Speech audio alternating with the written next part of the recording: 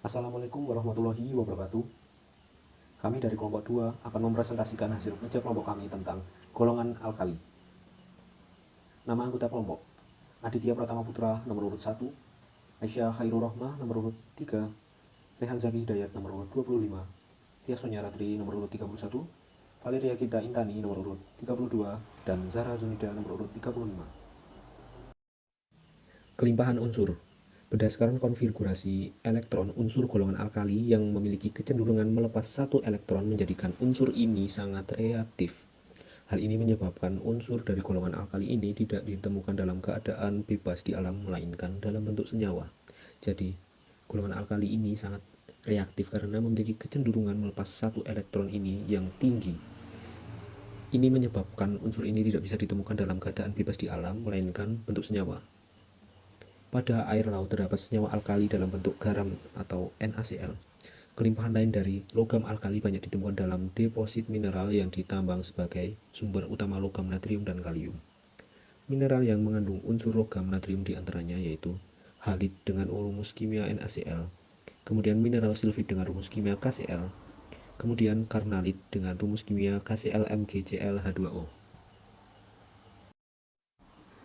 Sementara itu, litium ditemukan dalam bentuk mineral spodumen dengan rumus kimia LiAlSi2O6.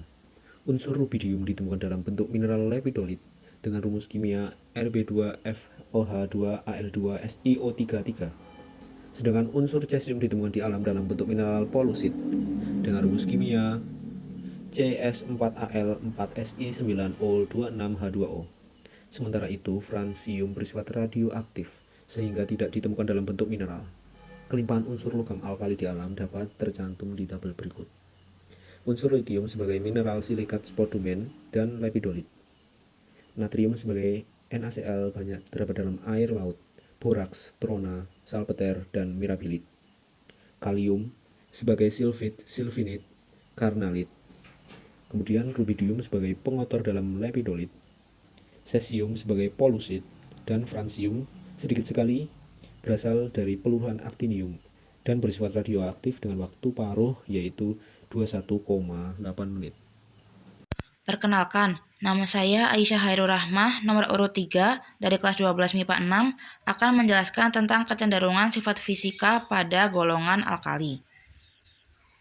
Sifat fisika unsur adalah segala aspek dari suatu unsur yang dapat diukur atau dipersepsikan tanpa mengubah identitasnya dan tanpa mengubah zat-zat penyusun materinya dengan mengubahnya menjadi unsur yang baru melalui proses kimia. Singkatnya, sifat fisika unsur adalah sifat-sifat unsur yang dapat dilihat atau dirasakan wujudnya tanpa harus melalui proses kimia. Sifat-sifat fisika unsur meliputi wujud, warna, bau, kelarutan, kekerasan, kekentalan, massa jenis, daya hantar, titik didih, titik leleh, dan titik beku. Sifat-sifat fisika golongan alkali.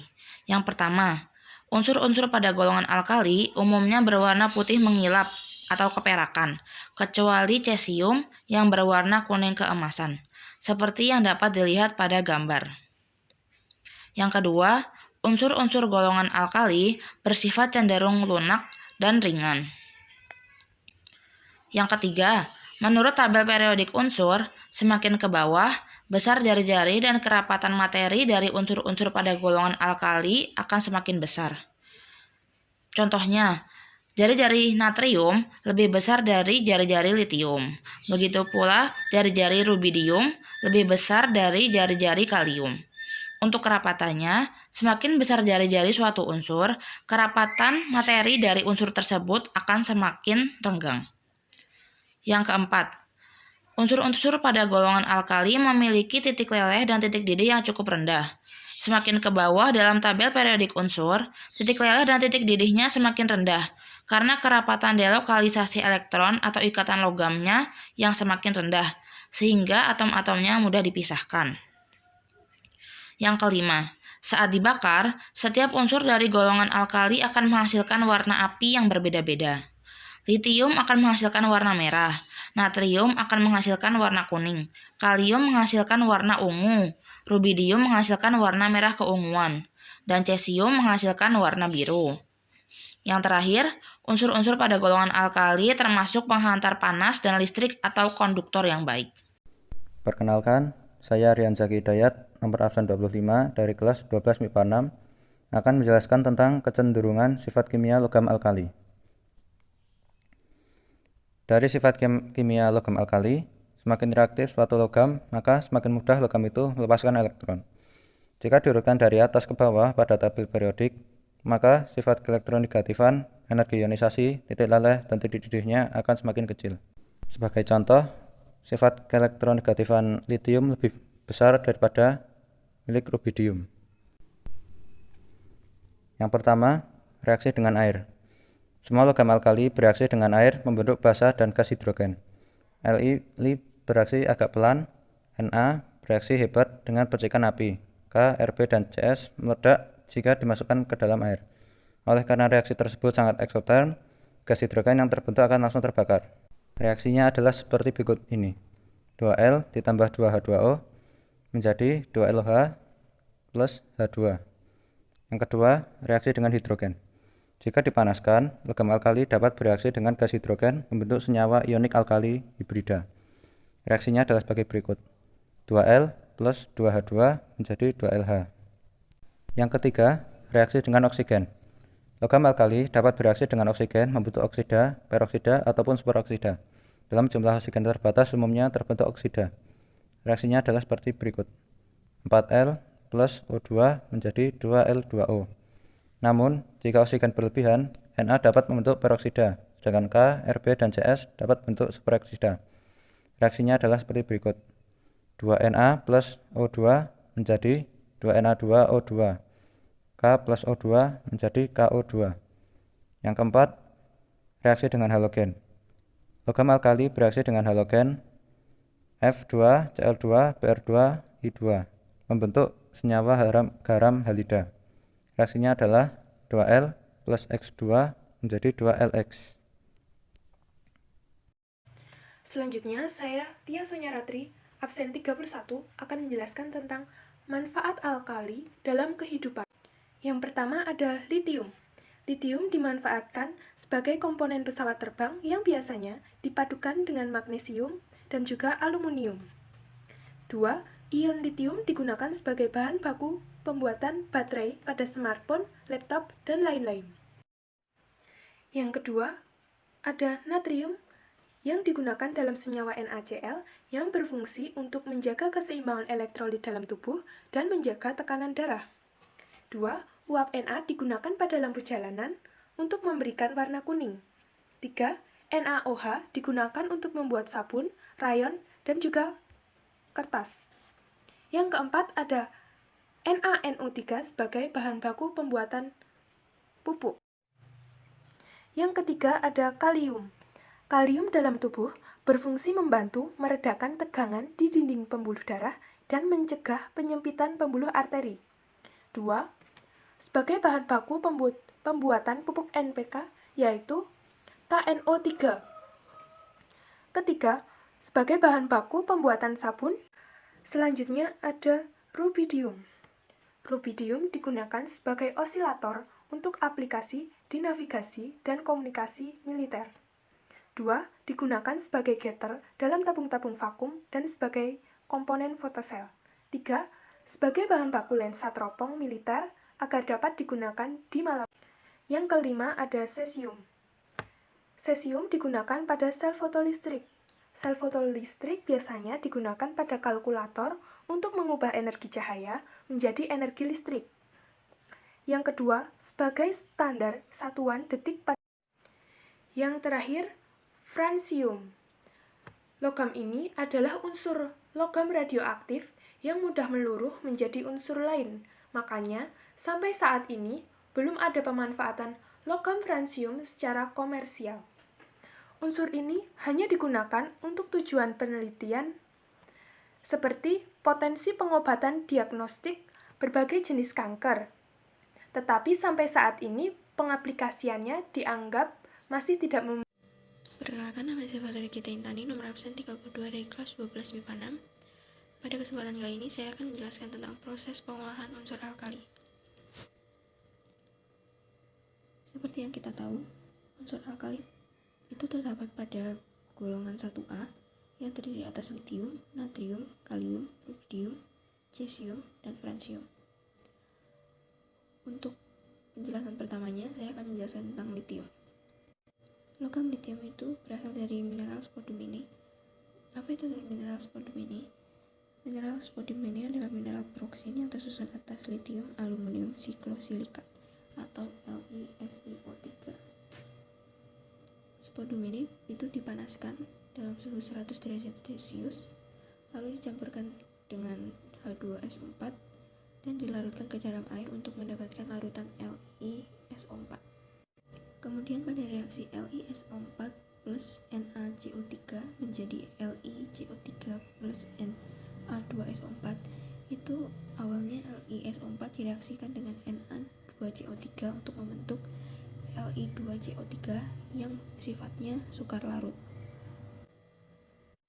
Selanjutnya masuk pada reaksi Li2CO3 tambah 2HCl menjadi 2LiCl tambah H2O tambah CO2. Itu berasal dari hasil LiCO3 sebelumnya direaksikan dengan HCl lalu membentuk LiCl. Dari data sebelumnya bisa kita simpulkan bahwa Li dapat diperoleh dari elektrolisis lelehan LiCl sebagai berikut. Katode yang diperoleh itu dari Li2 yang melepaskan elektron menjadi Li. Untuk anodenya sendiri itu dari Cl min yang menjadi Cl2 dan melepaskan elektron. Nah, dari situ karena titik leleh LiCl itu lebih tinggi, maka otomatis biaya elektrolisisnya juga menjadi lebih mahal. Tapi kita bisa menekan hal tersebut dengan menambahkan KCl yang bersifat bisa menurunkan titik leleh menjadi 430 derajat Celcius. Yang kedua adalah natrium atau yang biasanya dilambangkan dengan Na. Sumber natrium ini berasal dari garam batu dan air laut. Natrium hanya dapat diperoleh dari elektrolisis lelehan NaCl menggunakan sel Down. Untuk reaksinya, itu menghasilkan katode Na+ yang melepaskan elektron menjadi Na. Lalu untuk anodenya itu 2Cl menjadi Cl2 dan melepaskan 2 elektron. Lalu menghasilkan 2Na+ plus 2Cl- menjadi 2Na plus Cl. Yang ketiga adalah kalium atau yang biasa dilambangkan dengan K. Sumber utama logam kalium ini berasal dari silfit atau KCl. Dan kalium ini diperoleh dengan metode reduksi di mana lelehan KCl direaksikan dengan Na. Dengan reaksi Na plus KCl menjadi K plus NaCl.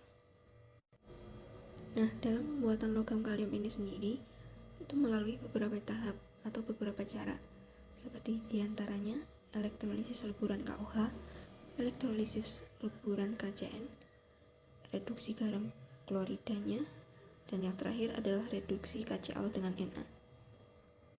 Atau bisa juga diperoleh dari pembicaran K2CO3 dalam karbon. Pada reaksi Na plus KCl plus yang menjadi K plus NaCl tadi, itu reaksinya berada dalam kesetimbangan. Karena kalium yang terbentuk mudah menguap, maka kalium dapat dikeluarkan dari sistem kesetimbangan dan bergeser ke kanan untuk terus memproduksi kalium. Dan yang keempat adalah rubidium atau Rb. Logam rubidium bisa dibuat dengan cara mereduksi lelehan senyawa RbCl, dan reaksinya adalah Na plus RbCl menjadi Rb plus NaCl. Hampir seperti reaksi kalium sebelumnya, reaksi pada rubidium ini juga mengalami kesetimbangan, sehingga rubidium mudah menguap dan rubidium dapat diproduksi terus dengan cara yang sama seperti kalium sebelumnya. Perkenalkan, saya Zahra Zunida nomor 35 dari kelas 12 MIPA 6. Saya ingin melanjutkan penjelasan dari masing-masing proses pengolahan unsur yang sebelumnya sudah dijelaskan oleh rekan saya. Proses pengolahan unsur yang kelima yaitu cesium, yang biasa dilambangkan dengan Cs. Logam cesium ini dapat dibuat dengan mereduksi lelehan senyawa CsCl. dengan reaksi Na plus CsCl menjadi Cs plus NaCl. Reaksi ini berada dalam kesetimbangan karena Cs mudah menguap. Maka Cs ini dapat diproduksi terus dengan cara yang sama seperti kalium. Pembanding materi. Logam-logam alkali dapat dibuat dengan elektrolisis lelehan garamnya atau mereduksi garamnya. Elektrolisis larutan garam logam alkali tidak akan menghasilkan logam alkali karena harga potensi elektroda lebih negatif daripada air.